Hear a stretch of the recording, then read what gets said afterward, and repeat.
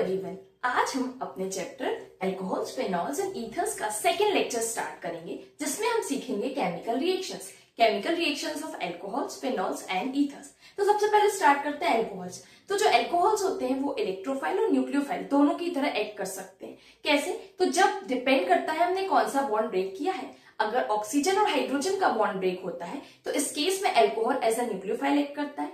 वहीं अगर ऑक्सीजन और कार्बन के बीच का बॉन्ड ब्रेक होता है तो जो अल्कोहल है वो एज अ इलेक्ट्रोफाइल एक्ट करता है।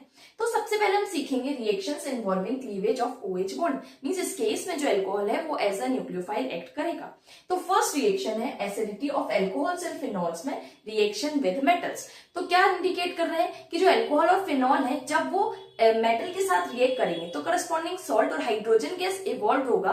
दिस इंडिकेट्स कि जो हमारे पास अल्कोहल्स और फिनॉल्स होते हैं वो एसिडिक नेचर के होते हैं। तो जो हमने देखा है यहाँ पे अल्कोहल प्लस सोडियम की रिएक्शन कराई, sodium phenoxide plus hydrogen gas evolve हुई। सिमिलरली फिनॉल की रिएक्शन जब हमने सोडियम मेटल से कराई तो sodium phenoxide plus hydrogen gas का इवोल्यूशन हुआ। दिस इंडिकेट्स कि अल्कोहल और फिनॉल एसिडिक नेचर के होते हैं। एक और हमने बात सीखनी है कि अल्कोहल और फिनॉल्स ब्रॉन्स्टेड एसिड्स हैं। एसिड्स क्या होते हैं कि ये प्रोटॉन को डोनेट कर सकते हैं स्ट्रॉन्गर बेस के साथ रिएक्ट करने पर। जैसे हमारे पास बेस है और यहाँ पे एसिड है तो ये बेस क्या करेगा, हाइड्रोजन को एब्स्ट्रैक्ट कर लेगा और करस्पॉन्डिंग कॉन्जुगेट एसिड और बेस का फॉर्मेशन हो जाएगा। सेकेंड हमको सीखना है एसिडिटी ऑफ अल्कोहल्स। तो याद रहे कि जो भी इलेक्ट्रॉन विड्रॉइंग ग्रुप होते हैं वो एसिडिक नेचर को बढ़ाते हैं और इलेक्ट्रॉन डोनेटिंग ग्रुप जो होते हैं वो एसिडिक बिहेवियर को कम करते हैं। हमें पता है कि अल्काइल ग्रुप क्या होता है, इलेक्ट्रॉन डोनेटिंग। तो क्या सीखा हमने कि प्राइमरी अल्कोहल में सिर्फ एक अल्काइल ग्रुप होता है इसलिए सबसे ज्यादा एसिडिक होंगे। सेकेंडरी अल्कोहल में 2 अल्काइल ग्रुप है, थोड़ा कम एसिडिक होगा। और टर्शरी अल्कोहल में 3 हमारे पास अल्काइल ग्रुप होते हैं इसलिए क्या होगा, सबसे कम एसिडिक नेचर शो करेगा। अब एक और बात हमने सीखनी है कि वाटर और अल्कोहल्स में से ज्यादा एसिडिक कौन होगा, तो वाटर ज्यादा एसिडिक होता है। तो हम रिएक्शन देखते हैं कि हमने लिया है एल्कोक्साइड आयन और एसिड की रिएक्शन मींस वाटर की रिएक्शन कराई तो कंजुगेट एसिड और बेस बना। मींस यहाँ से क्या हुआ, इस बेस ने हाइड्रोजन को अपनी तरफ एब्स्ट्रैक्ट कर लिया। तो यहाँ दिया हुआ है कि एल्कोक्साइड आयन जो है वो अच्छा प्रोटॉन एक्सेप्टर है as compare to hydrogen ion. तो ये सजेस्ट करता है कि जो एल्कोक्साइड्स होते हैं वो अच्छे बेस की तरह एक्ट करते हैं। थर्ड हमको देखना है एसिडिटी ऑफ फिनॉल्स। तो जब हम अल्कोहल्स और फिनॉल्स की एसिडिटी को कंपेयर करेंगे तो फिनॉल्स जो होते हैं वो ज्यादा एसिडिक होते हैं एज कंपेयर टू अल्कोहल्स। तो दिया हुआ है the reaction of phenol with aqueous sodium hydroxide indicates that phenols are stronger acids than alcohols and waters. और क्या रीजन हो सकते हैं जिनसे हम बता सकते हैं कि फिनॉल्स ज्यादा एसिडिक है? तो अगर हम देखें कि हमने फिनॉल का जब डिसोसिएशन कराया, ऑक्सीजन हाइड्रोजन बॉन्ड को ब्रेक किया तो फिनॉक्साइड आयन और प्रोटॉन हमको मिला। अब यहाँ पे इन्हें बोला है due to higher electronegativity of sp2 hybridize carbon of phenol. Means जो ये हमारे पास कार्बन है इसकी sp2 हाइब्रिडाइजेशन होने के कारण इलेक्ट्रोनेगेटिविटी ज्यादा है।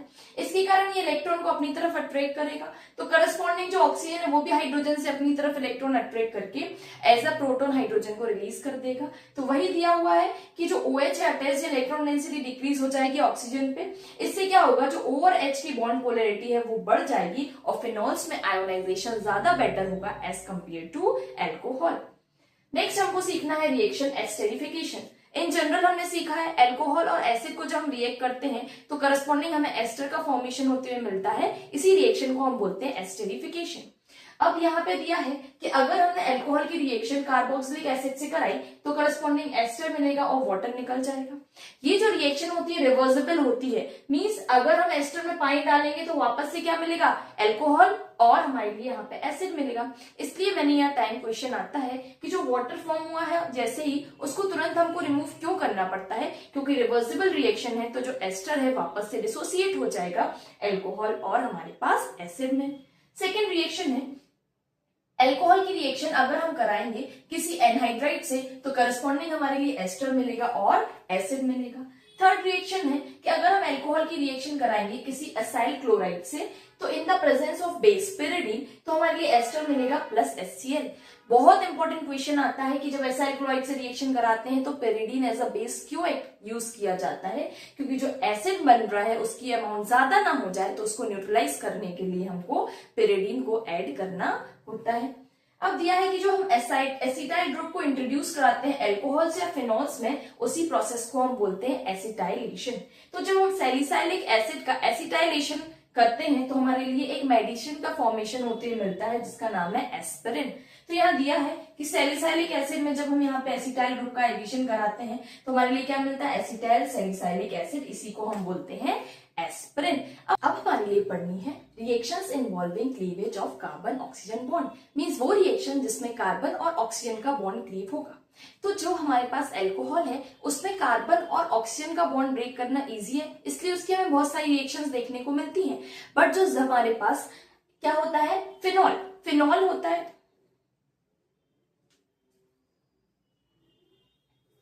अब हमारे लिए देखना है reactions involving cleavage of carbon oxygen bond, means वो रिएक्शन जिसमें कार्बन और ऑक्सीजन का बॉन्ड ब्रेक होगा और जो अल्कोहल है वो एज अ इलेक्ट्रोफाइल एक्ट करेगा।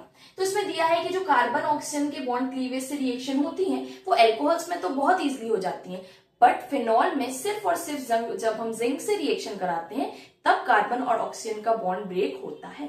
तो फर्स्ट रिएक्शन हमको देखना है reaction with hydrogen halides. Alcohol की रिएक्शन जब हम हाइड्रोजन हैलाइड से कराएंगे तो करस्पॉन्डिंग एल्काइल हैलाइड का फॉर्मेशन होगा और water as a by product निकलेगा।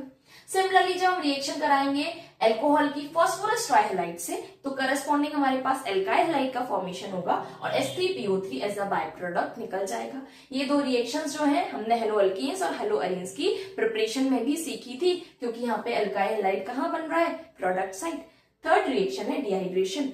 एल्कोहल का जब हम एसिडिक मीडियम में डिहाइड्रेशन कराते हैं तो करस्पॉन्डिंग एल्कीन बनता है वाया एलिमिनेशन रिएक्शन। फोर्थ हमको पढ़ना है ऑक्सीडेशन, बहुत इंपॉर्टेंट है, ऑलमोस्ट हर साल एक क्वेश्चन तो आता है ऑक्सीडेशन रिएक्शन से। समझने वाली बात क्या है कि जब भी हम कोई प्राइमरी एल्कोहल में माइल्ड ऑक्सीडाइजिंग एजेंट डालेंगे लाइक CrO3, PCC, तो हमारे पास करस्पॉन्डिंग एल्डिहाइड बनेगा। लेकिन अगर हम प्राइमरी एल्कोहल में कोई स्ट्रॉन्ग ऑक्सीडाइजिंग एजेंट डालें लाइक KMnO4 या फिर K2Cr2O7 तो हमारे पास क्या होगा, डायरेक्ट एसिड का फॉर्मेशन हो जाएगा। तो यहाँ दिया हुआ है, और अगर कीटोन हमें बनाना है तो अगर हम सेकेंडरी एल्कोहल लेंगे और उसका ऑक्सीडेशन कराएंगे तो करस्पॉन्डिंग कीटोन का फॉर्मेशन हो जाएगा। तो यहाँ दिया है oxidation of alcohols involves a formation of a carbon oxygen double bond with cleavage of OH and CH bond, means OH और CH का बॉन्ड ब्रेक होके C और ऑक्सीजन, कार्बन और ऑक्सीजन के बीच में डबल बॉन्ड का फॉर्मेशन हो जाएगा। तो यहाँ दिया है कि एल्कोहल है, प्राइमरी एल्कोहल में जब CrO3 डालेंगे तो एल्डिहाइड बनेगा, फर्दर उसके ऑक्सीडेशन से एसिड बनेगा। अगर कोई कंपाउंड है जिसमें डबल बॉन्ड भी है और प्राइमरी एल्कोहल भी है, उसमें हमने माइल्ड ऑक्सीडाइजिंग एजेंट डाला PCC, तो ये क्या करेगा, डबल बॉन्ड तो एज इट इज रहेगा और प्राइमरी एल्कोहल से एल्डिहाइड बन जाएगा।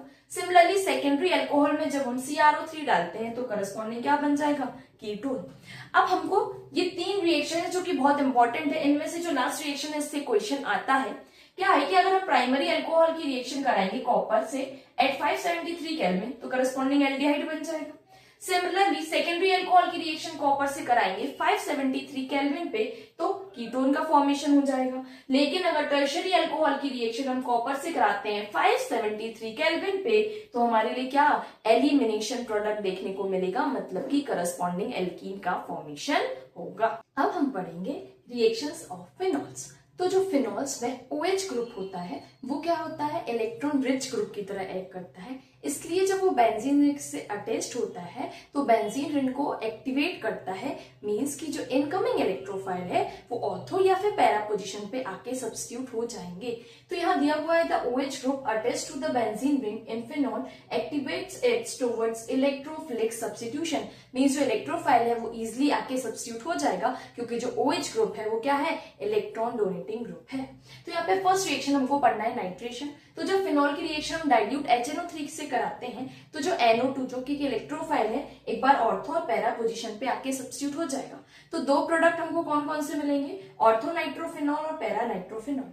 एक बहुत इंपॉर्टेंट क्वेश्चन आता है कि ऑर्थो पैरा नाइट्रो दोनों, जो ऑर्थो नाइट्रोफिनॉल और पैरा नाइट्रोफिनॉल है उनके लिए हम क्या स्टीम डिस्टिलेशन से सेपरेट कर सकते हैं, तो आंसर होगा यस, स्टीम डिस्टिलेशन से हम सेपरेट कर सकते हैं। क्यों कर सकते हैं, तो यहाँ पे जो हमारे पास ऑर्थो नाइट्रोफिनॉल होता है वो क्या होता है, स्टीम वोलेटाइल, मींस थोड़ा हीट करने पे इजिली एवापोरेट हो जाएगा क्योंकि उसमें इंट्रामोलिक्यूलर हाइड्रोजन बॉन्डिंग होती है। But in case of para nitrophenol intermolecular hydrogen bonding होने के कारण मॉलिक्यूल्स का एसोसिएशन स्ट्रॉन्ग होता है, वो इजिली स्टीम वोलेटाइल नहीं होंगी, इसलिए दोनों को हम स्टीम डिस्टिलेशन मेथड से सेपरेट कर सकते हैं।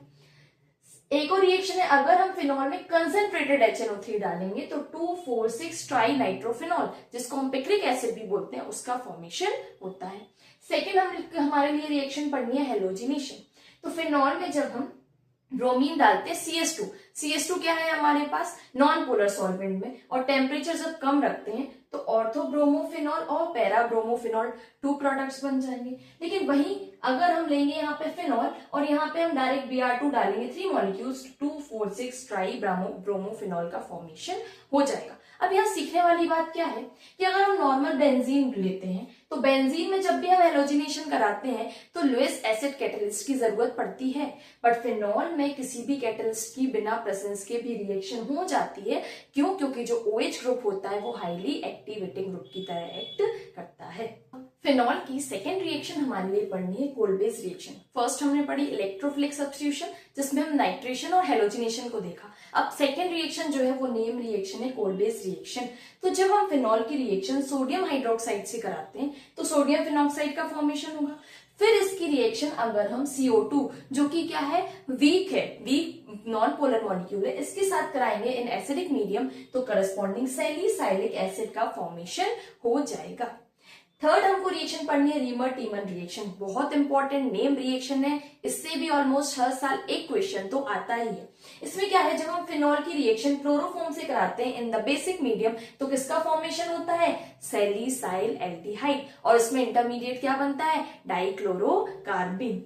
फोर्थ रिएक्शन हमको पढ़नी है reaction of phenol with zinc dust. अपन ने सीखा था कि जो हमारे पास यहाँ पे जो कार्बन और ऑक्सीजन का बॉन्ड ब्रेक होके फिनॉल की सिर्फ एक ही रिएक्शन है, वो भी रिएक्शन थी विद जिंक डस्ट। तो वही यहाँ पे रिएक्शन है।